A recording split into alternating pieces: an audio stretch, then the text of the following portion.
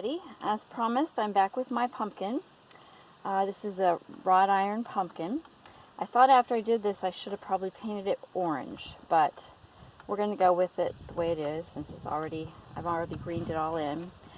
When I refer to greening in, we used to do this at the flower shop, and you get all the container greened in, put all the greens in it to cover up the container and all the mechanics that you're using. And so that's what we do in a flower shop. If we have like holidays or weddings, we would get a bunch of containers ready and get them all greened in, and so all we had to do was pull them out of the cooler and put flowers in to make arrangements for a very hectic day or a season like Christmas is. Today I'm doing the letter L. It may look more like a triangle. I hope it doesn't. But you do come out a little bit on this side, so it's like a letter L, and this is the line that it's going with. I tried to do that with the greens, and I'm going to do that with the flowers as well. So today I've got some snapdragons that I'm going to start by putting in to give the lines, because they're, well, except for the one that I picked, they're pretty straight. You saw that I have foam down in here. I soaked that in. Well, I gotta get this in real good. Can't talk and do this at the same time. Yeah. I soaked the foam in water and made sure that it got nice and wet. And you add water to that daily as the week goes on with the flowers, and hopefully they will hold their form. They won't wilt on you. I wasn't sure using the castor bean leaves how that would work because I've never used them before, but they held up really well, and I'm real happy with it.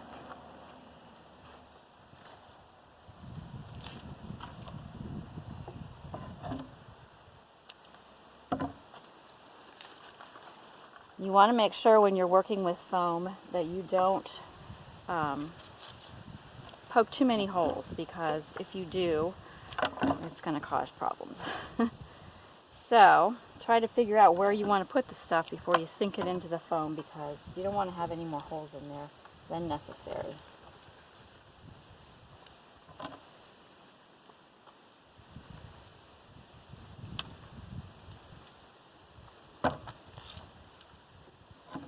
This one's not blooming yet, but I'm going to stick it in there and it will bloom before the week is out. I've also got some zinnias here. They're kind of a peachy, pinky color. And they've been soaking a while, so they're wet. Some of them kind of got smushed down into the bucket of water. I had a busy day today, so I had to get them ready last night to pop in here today. Now you got to look at the stems on your arrangements and make sure that you're putting them in a direction that you want. This has got a curve to it, so I'm going to maybe put it in a little angle just so it will do what I want it to do. Now it's not doing what I want it to do, so.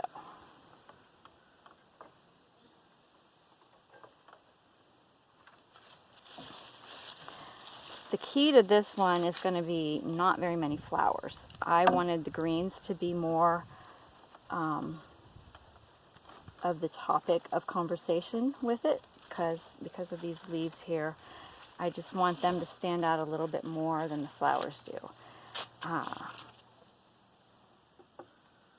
You can make a whole arrangement with just greenery, and it looks beautiful. Sometimes weddings that we just did greenery. And maybe you might add some berries to it or something like that just gives it a little pop of color. So that's what I'm trying to do with this, is just add a little bit of color to highlight the greens.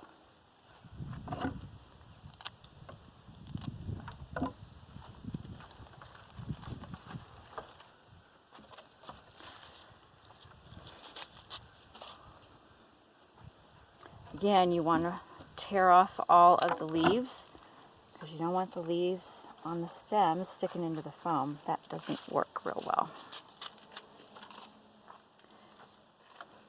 And in going and keeping with the line of the L, I'm trying to make this side a little longer, this side a little shorter.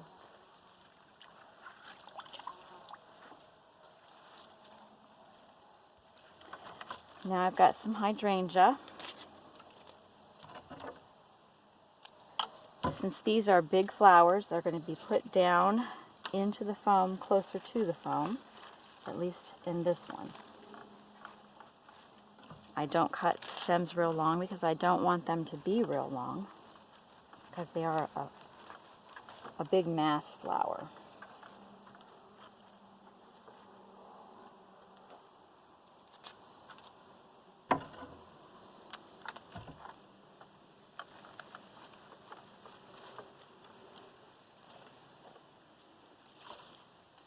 And then I've got some Autumn Joy Sedum that I'm going to stick in here as well.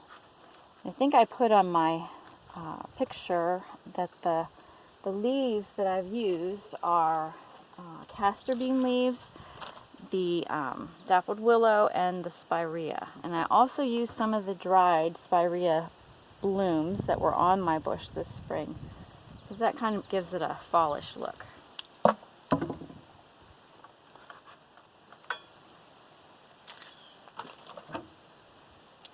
Now I'm going to kind of try to fill in some spots down close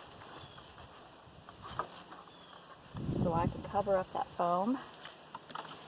And I'm not so much worried about the back, but I am going to put a few little pieces back here just to cover it up, what I didn't get covered up with greenery. Plus, like where I take it to work, it's good to have the back of it, because it's not up against a wall, it's actually sitting out on a counter, and it's going all different directions. So you have to be able to look at it from any direction and make sure that you're not seeing the mechanics. It just makes it look a little bit better. I might even stick a flower back here just coming up like this.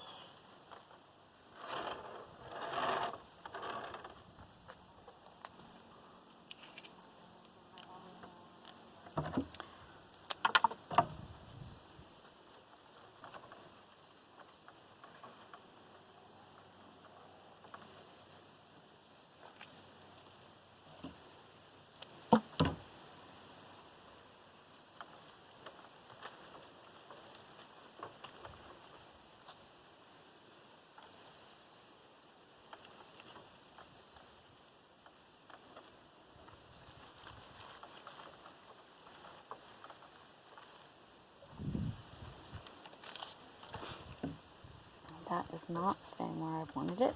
I have it kind of stuck there.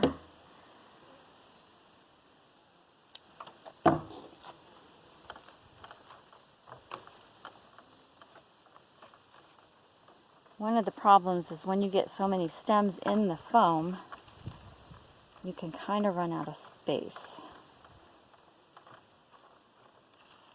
Oops.